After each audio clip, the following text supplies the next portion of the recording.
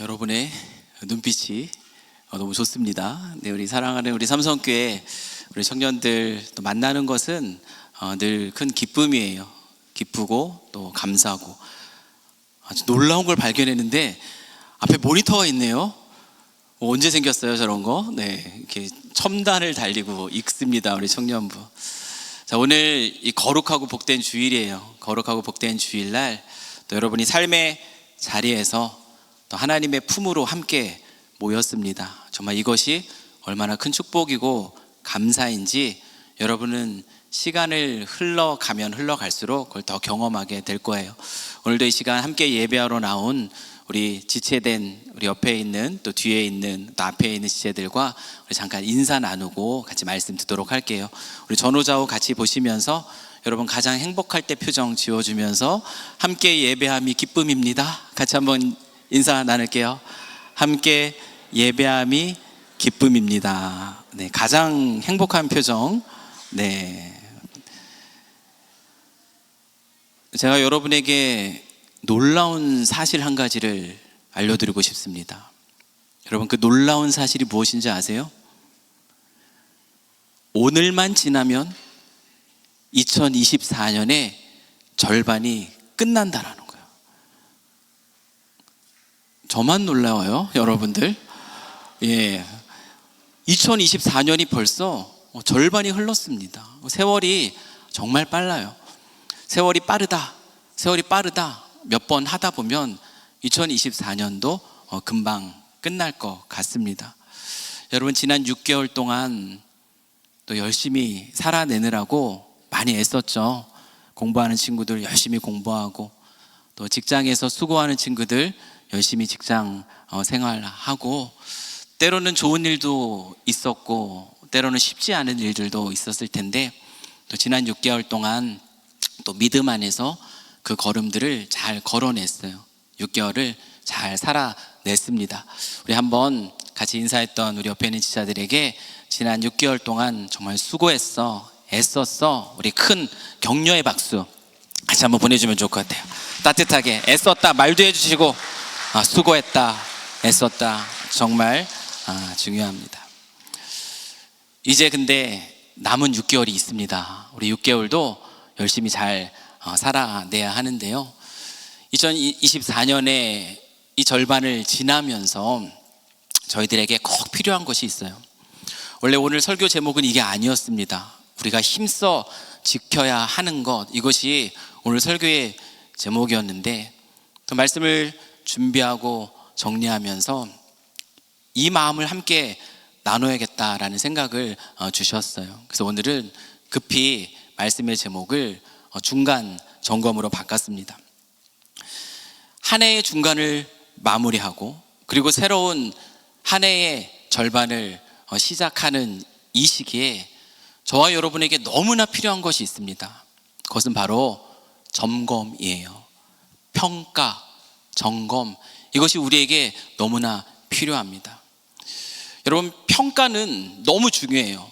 점검하는 건 너무 중요합니다. 왜냐하면 평가가 없으면 발전이 없기 때문에 그래요. 여러분, 공부하면서 왜 시험을 봅니까? 여러분의 발전을 위해서예요. 잘 따라오고 있는가? 직장에서 여러분들을 왜 평가하고 여러분을 점검합니까? 그 직장의 삶에 잘 적응할 수 있도록, 그 일들을 잘 감당해낼 수 있도록 그 발전과 성장을 이끌어내기 위해서 평가하고 점검하는 겁니다. 그런데 많은 사람들이 이 평가받는 것을 솔직히 좋아하지 않아요. 여러분, 평가받는 거 좋아요? 좋지 않아요. 그것이 쉬운 일이 아닙니다. 왜냐하면 이 평가를 받는다라는 것은 나의 부족함 또는 나의 연약함이 드러날 수 있다라는 거예요. 그렇기 때문에 내가 부족한 거, 내가 연약한 거, 이런 것이 드러날까 봐 두렵습니다. 그래서 평가받는 것을 싫어해요. 최대한 그 자리를 떠나고 싶어 합니다. 그런데 또한 원초적으로 평가받는 것을 우리가 싫어하는 이유가 있습니다. 여러분, 그 이유는 무엇이죠? 기분이 나빠요. 여러분, 평가받으면 기분이 나쁩니다.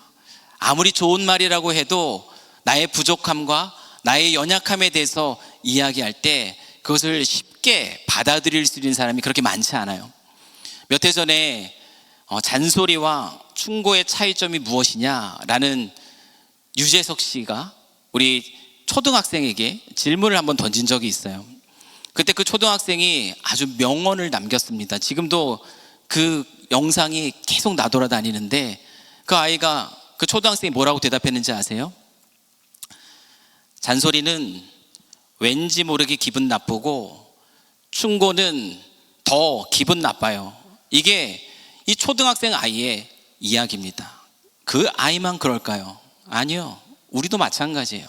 청년들 마찬가지예요. 어른들 마찬가지입니다. 아무리 좋은 말이라도, 아무리 나에게 필요한 말이라 할지라도 평가받는 것, 그것에 대한 이야기를 듣는 것, 그것은 기분 상하게 하는 그런 일들입니다.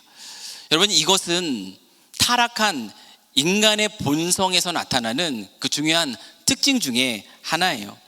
그래서 지혜에 그린 잠언 말씀을 보면 이 잠언도 이 사실을 다루고 있습니다.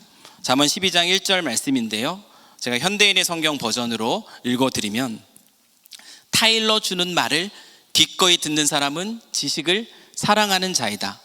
그러나 책망을 싫어하는 사람은 어리석은 자이다 라고 이야기를 하고 있습니다.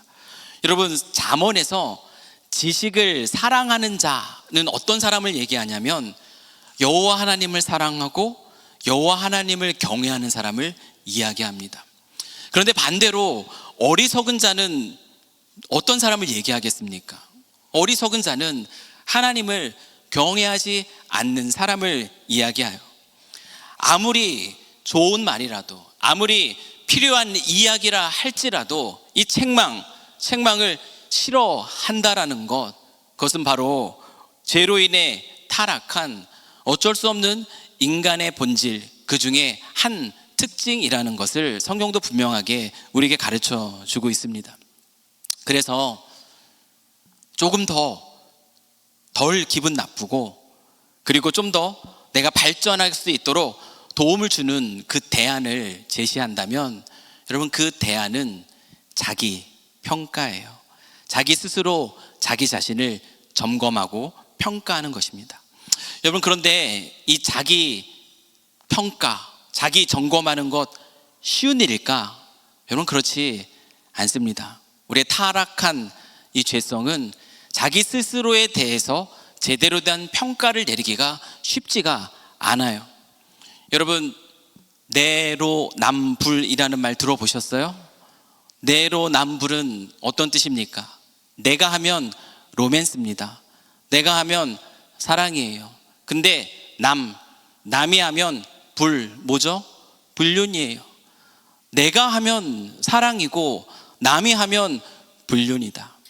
자기 자신에 대해서는 관대하지만 다른 사람에게는 철저한 것, 이것이 바로 우리의 연약한 본성입니다.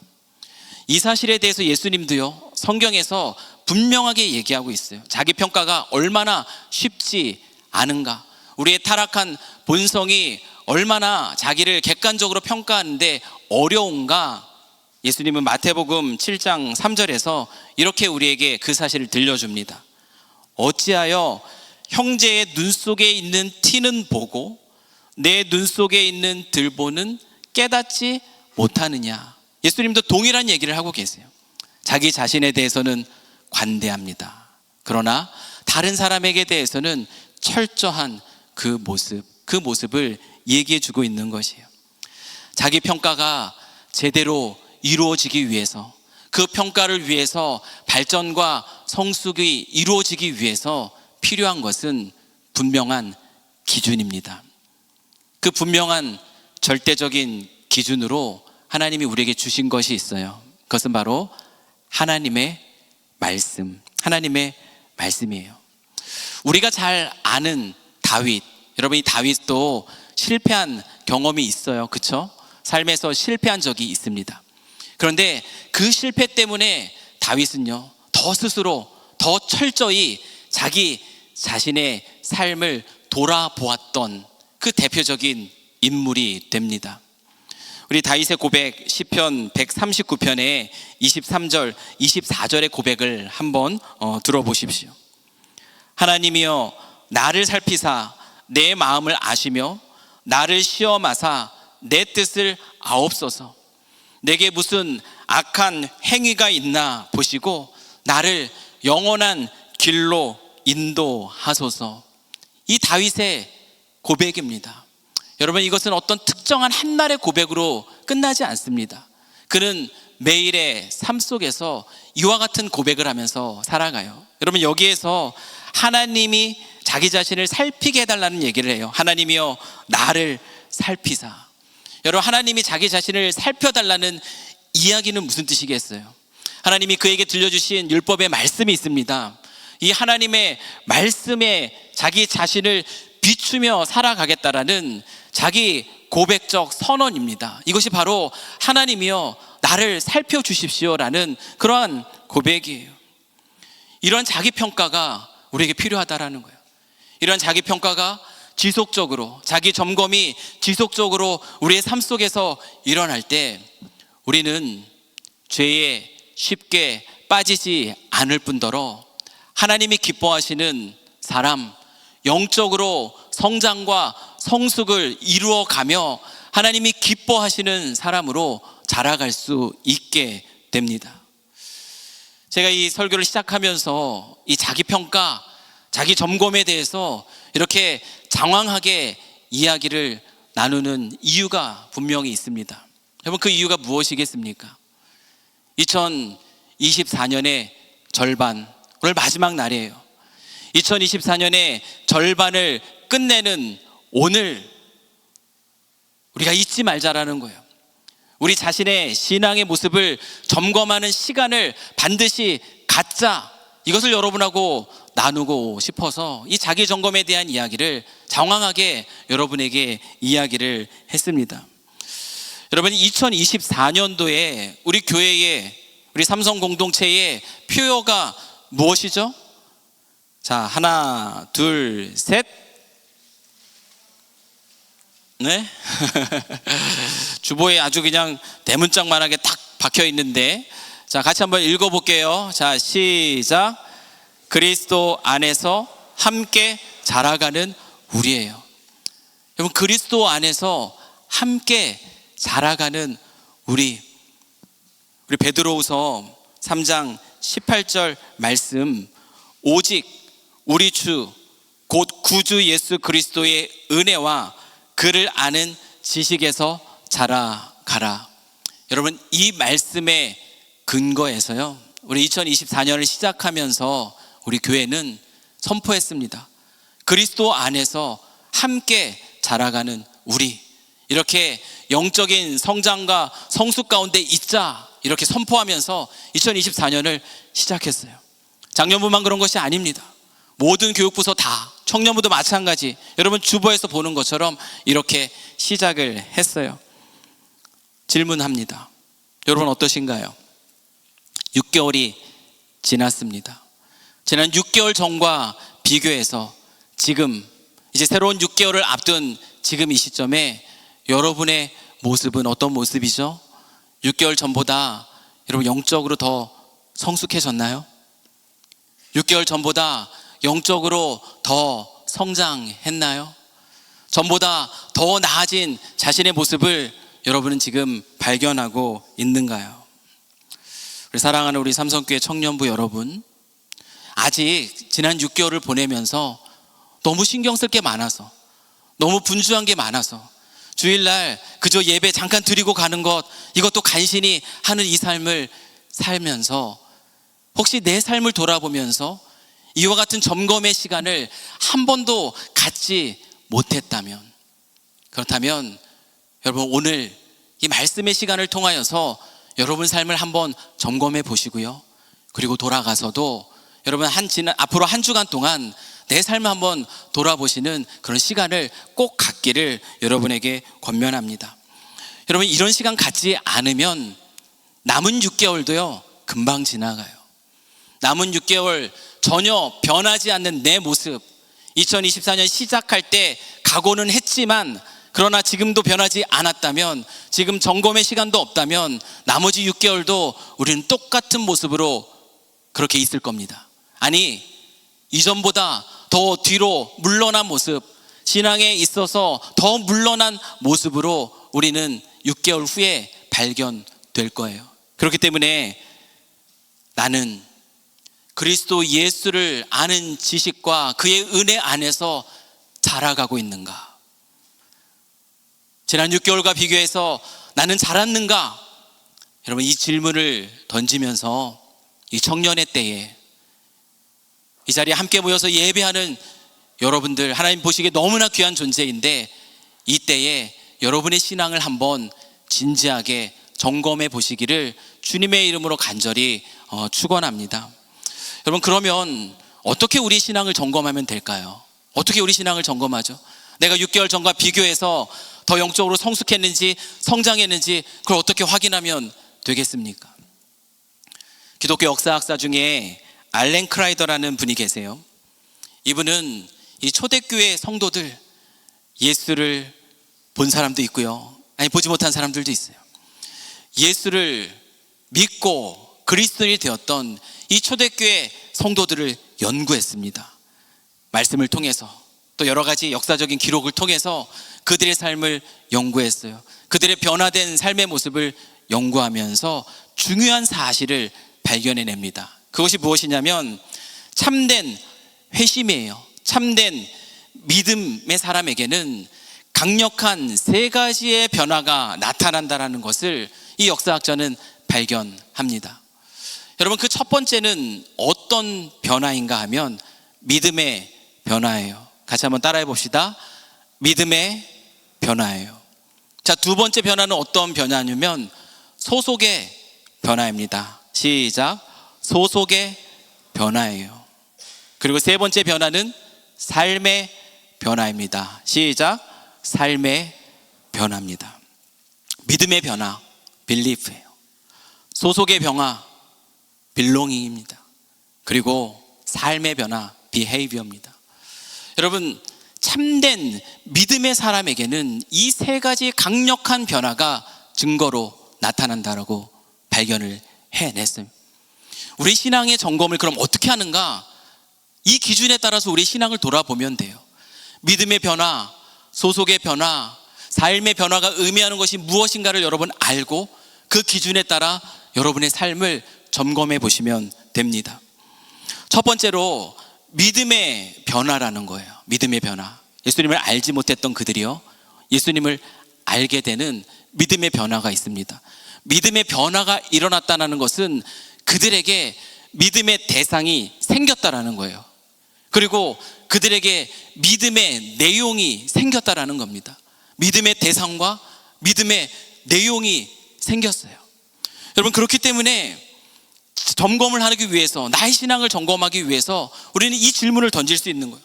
나는 지금 누구를 믿고 있는가?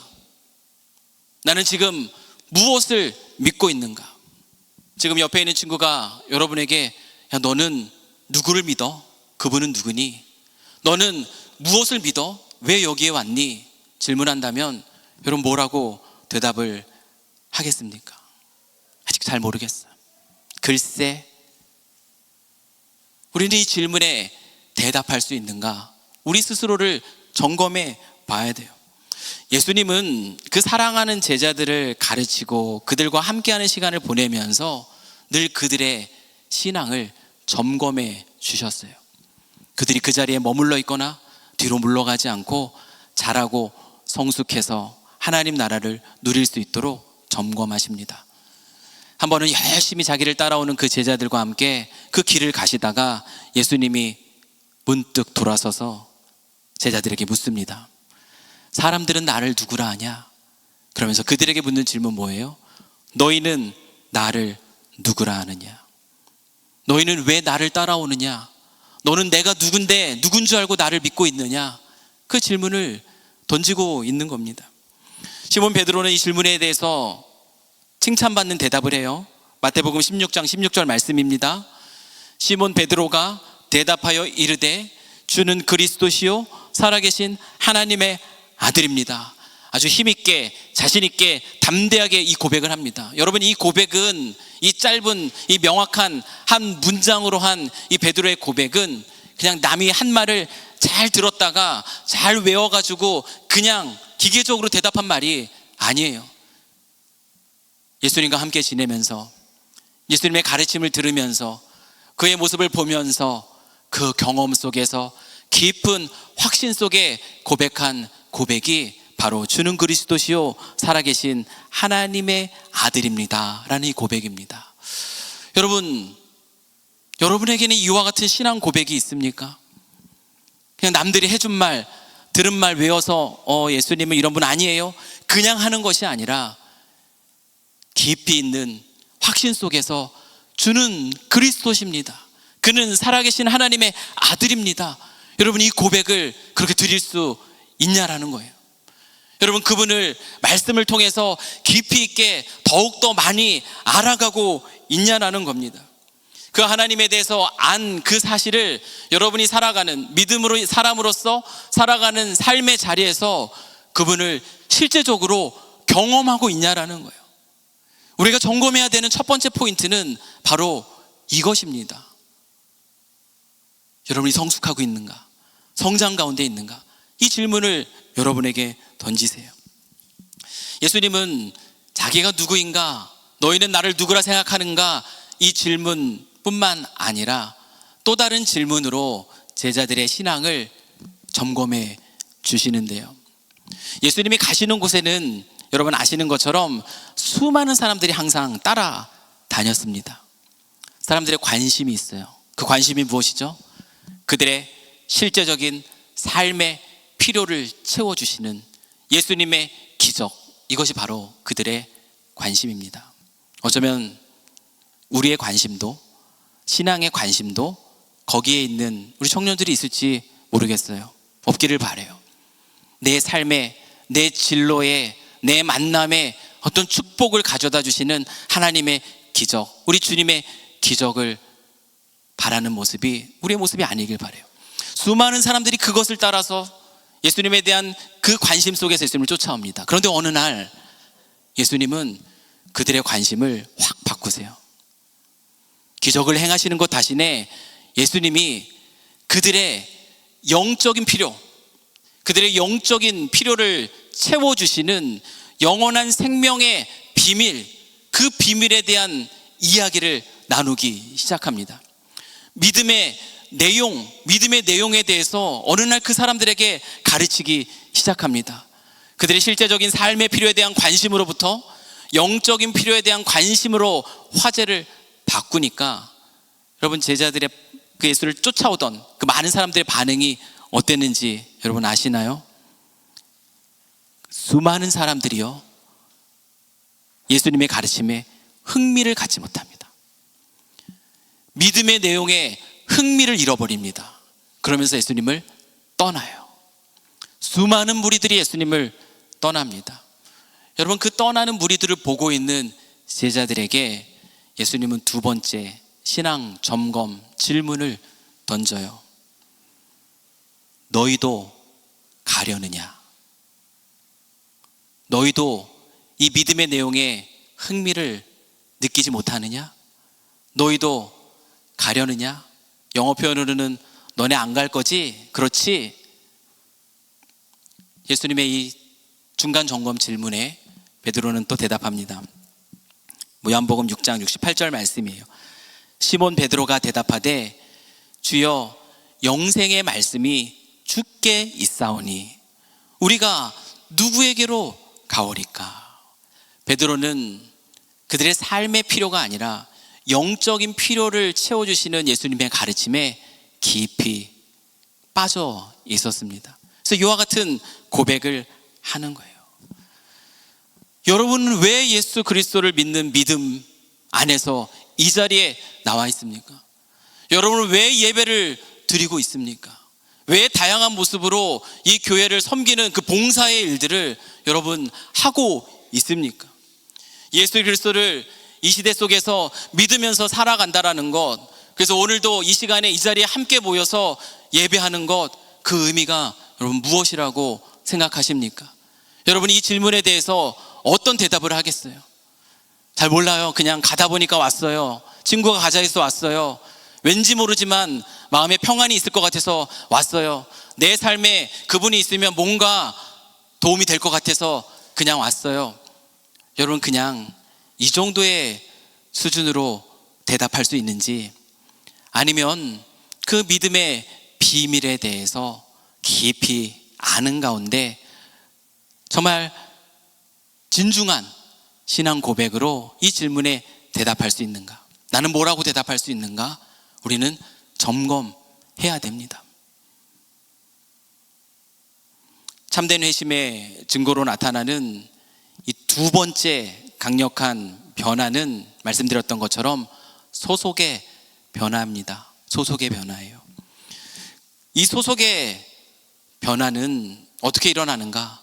예수 그리스도가 어떤 분이시고 그분이 나를 위해서 무슨 일을 행하셨는가, 그것을 아는 믿음 안에서 하나님과의 관계가 회복이 되면서 소속의 변화가 일어나는데요, 이 소속의 변화를 통해서 우리가 깨닫게 되는 것이 있습니다. 그것이 무엇이냐면 내가 누구인지를 다시 새롭게 인식하게 된다라는 거예요. 에베소서 5장 8절 말씀을 보십시오. 너희가 전에는 어둠이더니 이제는 주 안에서 빛이라, 빛의 자녀처럼 행하라 라고 말하고 있어요. 우리가 예수님을 알지 못했을 때 우리의 소속은 어딘가 하면 우리의 소속은 어둠입니다. 어둠에 소속되어 있어요. 여러분, 어둠은 무엇을 상징합니까? 어둠은 죄로 인해서 하나님과의 관계가 끊어져 있는 상태, 그 상태를 상징하는 것이에요. 여러분, 어둠 속에 있는 자리에서 흘러나오는 소리들, 여러분 어떤 소리인 것 같아요? 어둠에 소속되어 있을 때 그때 듣는 소리는 어떤 소리냐? 신은 죽었다, 신은 없다, 그러므로 행여나 뭐 지옥의 심판 같은 거, 이런 거 있을까 두려워하지 말아라.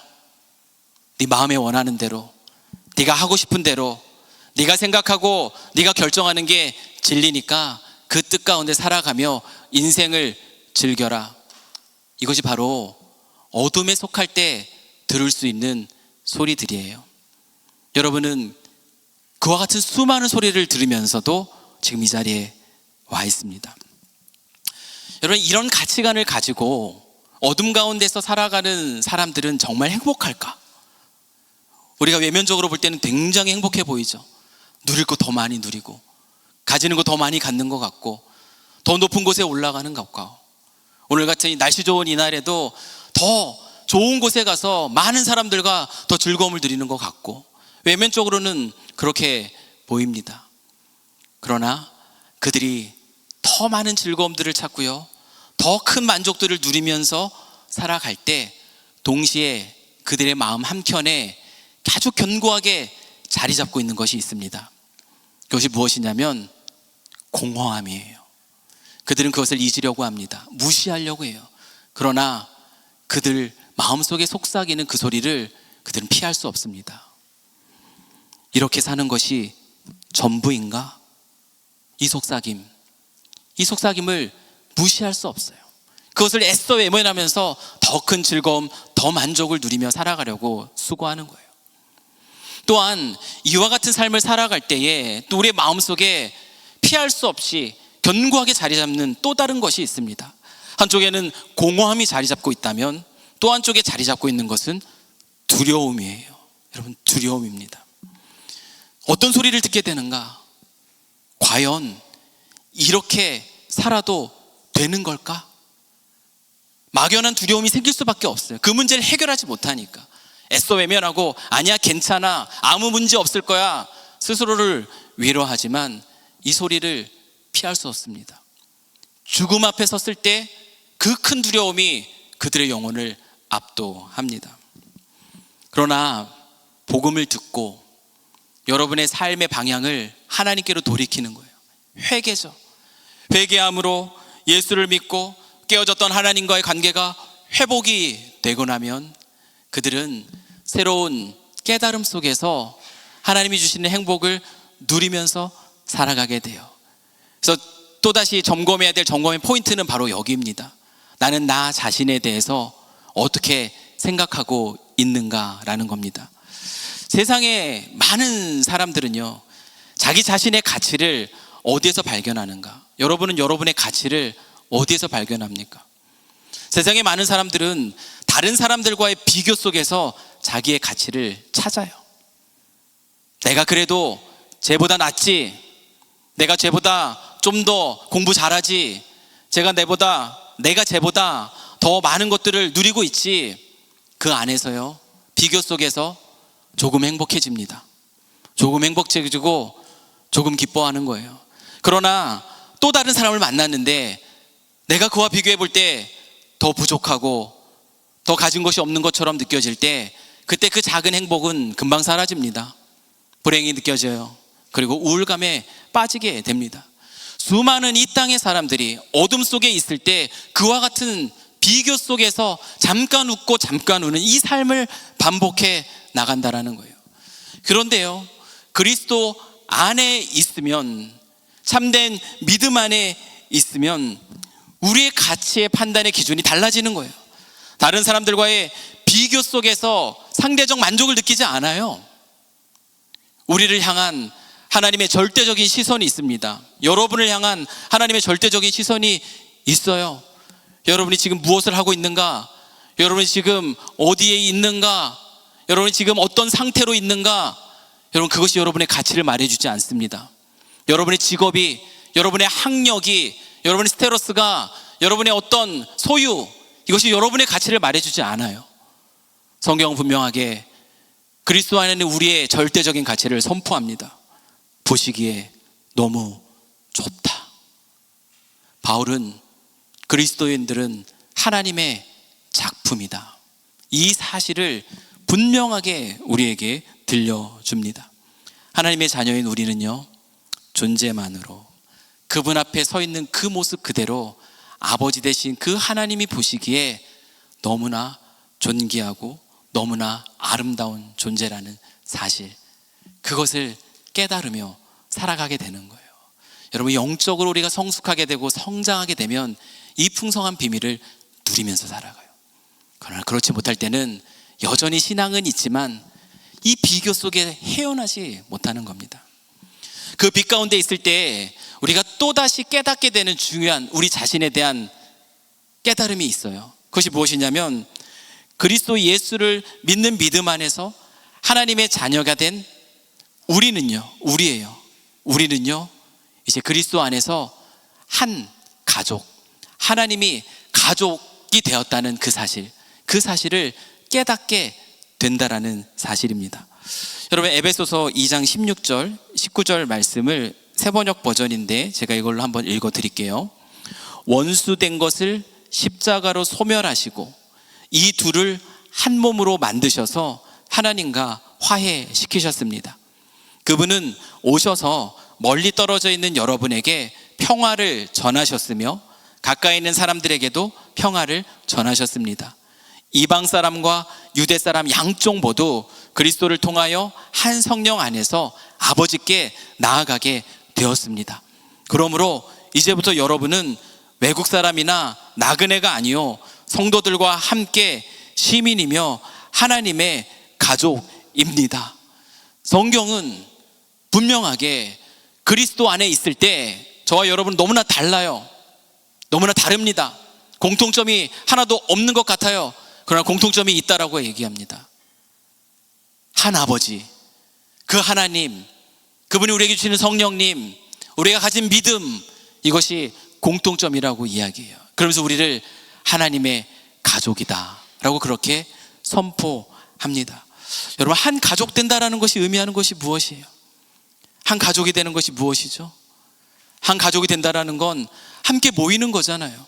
여러분, 여기 함께 모였습니다. 여러분, 개인적인 이유로 이 자리에 모이는 거 아닙니다.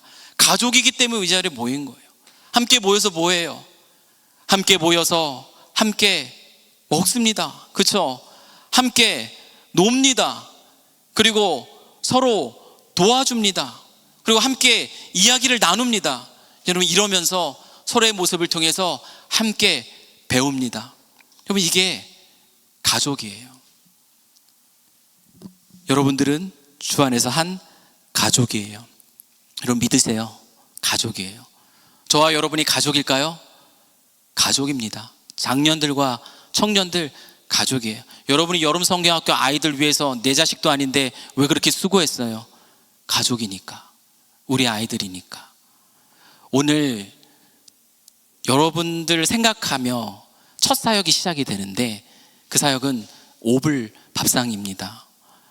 오불 밥상이 시작된 계기는요, 우리 사랑하는 우리 삼성교회 청년들에게 따뜻한 밥 한 끼라도 먹여주고 싶다라는 그 마음 속에서 이 사역이 시작이 되었어요. 오늘 첫 시작입니다. 저는 이 사역에 이제 더 많은 장년들이 동참하게 돼서 이 밴쿠버 땅에서 때로는 외롭게, 때로는 여러 가지 고민과 여러 가지 수고 속에 살아가는 우리 청년들을 위한 이 사역에 많은 분들이 더 함께하게 될 줄 믿습니다.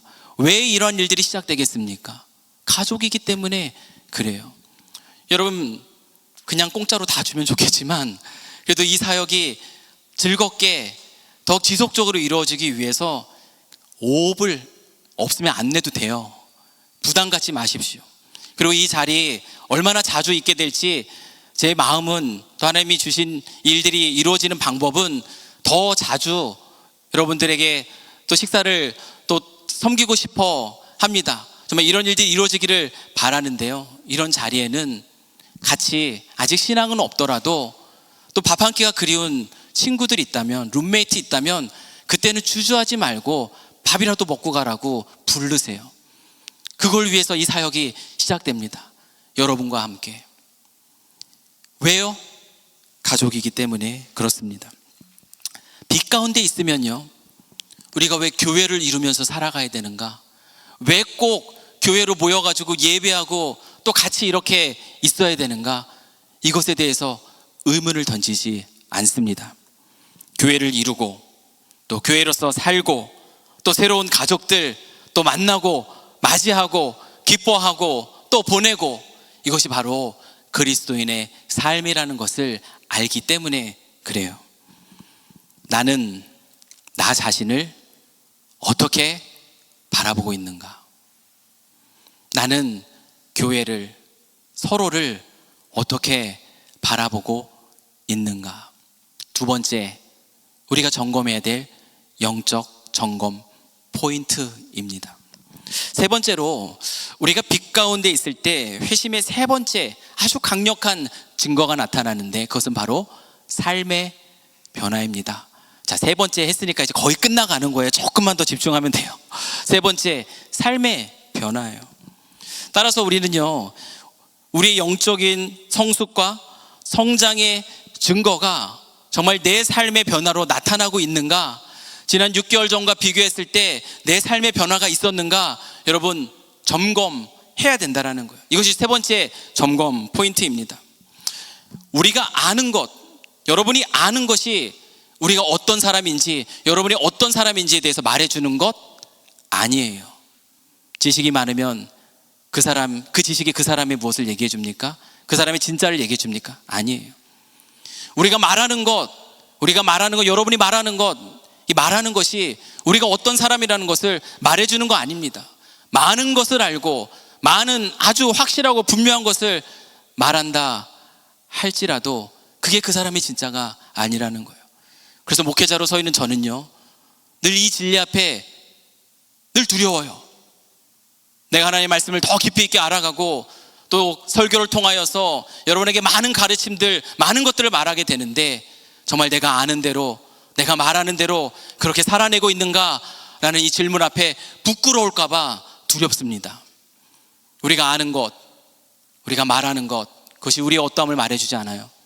우리가 어떻게 살고 있는가, 우리가 사는 모습이 그 사람의 진짜 모습을 드러내 줍니다. 믿음의 변화, 우리가 무엇을 믿는가? 여러분, 더 많이 알아나기 위해서 성경 열심히 공부하고 여러 가지 또 성경 공부 프로그램 있으면 들어가서 열심히 힘써서 배워야 돼요. 소속의 변화, 그리스도 안에서 우리가 누구인가 우리는 더 많이 알아야 됩니다. 말씀을 통해서 내가 이런 존재구나, 나는 이와 같은 가족을 이루며 이렇게 살아가는 존재구나, 또 나에게 주신 이 땅의 삶의 이유가 있구나, 이걸 여러분들 알아내야 됩니다. 그리고 우리에게 묻는 자들이 있어요. 여러분이 교회 다닌다는 사실을 알고 묻는 자들이 질문하면 여러분이 아는 바를, 여러분이 믿는 바를, 여러분이 누구인지에 대해서 잘 말해줄 수 있어야 됩니다. 그리고 더 중요하게 여러분이 아는 대로 그리고 말하는 대로 그렇게 살아내는 그 삶의 변화를 위해서 힘 쓰셔야 돼요. 이것이 세 번째 중요한 점검 포인트입니다. 여러분, 사도행전 2장 42절 47절 오늘 본문의 말씀인데 이 초대교회 성도들의 모습이에요. 제가 다시 한번 읽어드릴게요. 그들이 사도의 가르침을 받아 서로 교제하고 떡을 떼며 오로지 기도하기를 힘쓰니라. 사람마다 두려워하는데 사도들로 말미암아 기사와 표적이 많이 나타나니 믿는 사람이 다 함께 있어 모든 물건을 서로 통용하고 또 재산과 소유를 팔아 각 사람의 필요를 따라 나눠주며 날마다 마음을 같이하여 성전에 모이기를 힘쓰고 집에서 떡을 떼며 기쁨과 순전한 마음으로 음식을 먹고 하나님을 찬미하며 또 온 백성에게 칭송을 받으니 주께서 구원받는 사람을 날마다 더하게 하시니라. 그리고 굉장히 아름다운 성도들의 모습을 그려주고 있는데 이 모습이 예수를 믿으면 여러분 저절로 이루어지나요? 절대 그렇지 않습니다. 내가 예수 믿으면 그럼 성령이 내 안에 계시는데 성령이 알아서 해주실까요? 절대 그렇지 않아요. 이와 같은 삶의 변화가 이루어지는 데는 기초가 있습니다. 그 기초가 무엇이냐면 사도의 가르침이에요. 사도의 가르침. 그들이 사도의 가르침을 받아 그 사실을 얘기해 주고 있어요. 여러분, 사도의 가르침이 뭐예요? 하나님의 말씀에 대한 가르침입니다. 예수님이 어떤 분이시고 그분이 우리를 위해서 무엇을 하셨는지에 대한 가르침이에요. 그리스도 안에서 우리가 누구이고 그리스도인으로서 우리가 어떤 삶을 살아야 되는지에 대한 가르침입니다. 그 가르침을 힘써 배우는 거예요. 그 배움으로 거기에는요 우리가 하나님의 가족이 된다라는 것에 대한 가르침도 분명히 들어가 있습니다. 그 가르침을 바탕으로 해서 거기에 이어지는 것이 무엇인가? 거기 이어지는 것은 힘쓰는 겁니다. 초대교회 성도들이요. 2장 42절 말씀을 한번 보십시오. 그들이 사도의 가르침을 받아 그 기초 위에서요 서로 교제하고 떡을 떼며 오로지 기도하기를 힘쓰니라. 서로 교제하기에 힘썼어요. 그리고 떡을 떼고 기도하는 것에 힘썼습니다. 모이기에 힘썼습니다. 이들의 힘씀이 그들의 마음을 변화시키고 그리고 그들의 삶을 변화시켰어요. 사람들의 감동이 일으키는 사람이 되었고 사람들을 진리에 반응하게 했고 그들로 하나님께로 인도하는 그런 열매까지 맺게 됩니다. 이것이 바로 사도행전 2장 42절에서 47절의 말씀이에요. 마지막 점검 포인트가 바로 이것입니다.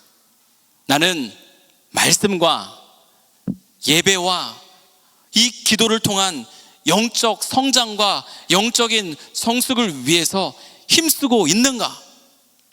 지난 6개월 전 모습과 지금의 나의 모습을 비교해 보라는 거예요. 그런 힘씀의 결과로 실제적으로 내 삶에 의미 있는 변화들이 나타나고 있는가? 전보다 더 성령으로 충만해져 가지고 인격적인 성숙한 모습이 내 안에 나타나고 있는가? 전에는 나 중심, 하나님 나 봐주세요, 나 도와주세요. 그런데 지금은 이웃과 주변을 바라볼 수 있는 관심, 내가 아닌 가족인 교회를 바라볼 수 있는 관심, 그 사랑 가운데 내가 머물러 있는가?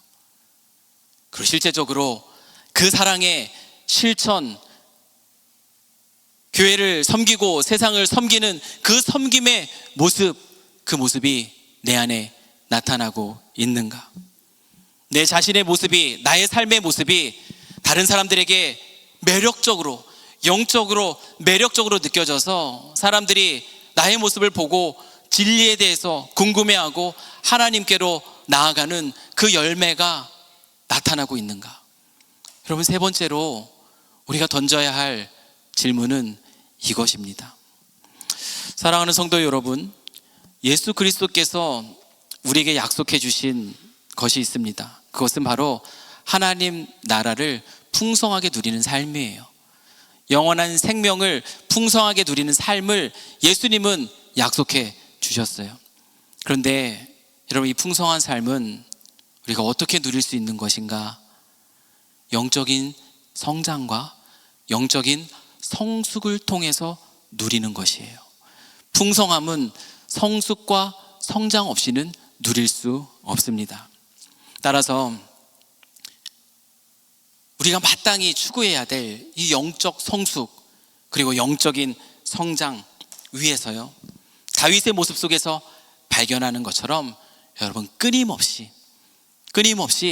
하나님 말씀에 비추어서 나 혼자 못하겠어, 그럼 우리 브랜치원들과 함께 그 말씀을 나누면서 스스로의 삶의 모습을 점검하기를, 그래서 그 점검에 대해서 같이 나누고 또 서로 격려하는 시간을 갖기를 이 시간 권면합니다. 자신의 연약함과 자신의 부족함이 드러나는 것을 두려워하지 마시고요, 무엇을 믿는가? 나는 어떻게 대답할 수 있는가? 나는 누구인가? 나는 어떻게 대답할 수 있는가? 나는 그리스도인으로서 이 세상 속에서 어떻게 살아가야 되는가? 나는 그것에 대해서 어떻게 대답할 수 있는가? 이 세 가지, 이 큰 질문에 진지하게 대답해 보면서 여러분의 신앙을 꼭 점검하십시오. 6개월이 지났어요. 새로운 6개월을 시작하면서 꼭 점검하십시오. 혹시 더 힘써야 될 부분, 부족한 부분이 발견된다면 마음 새롭게 하시고 그리고 같이 도전하십시오. 힘쓰면 또 그 안에서 여러분은 성장과 성숙을 맛보게 될 거예요. 그것이 바로 하나님이 여러분에게 약속하신 풍성한 삶을 누리는 비결입니다. 2024년 마지막 날에 여러분 이렇게 고백할 수 있기를 바랍니다. 하나님이 보내신 가정 안에서, 교회 안에서, 세상과 이웃 안에서 내가 하나님이 기뻐하시는 모습으로 주변에 선한 영향력을 나타내는 그런 하나님의 사람으로 드러난 것 같아 기쁩니다. 그렇게 성장하고 있는 것 같아 감사합니다. 이 고백이 올 한 해 마지막에 우리 모두의 고백이 되기를 주님의 이름으로 간절히 축원합니다. 우리 같이 한번 기도했습니다.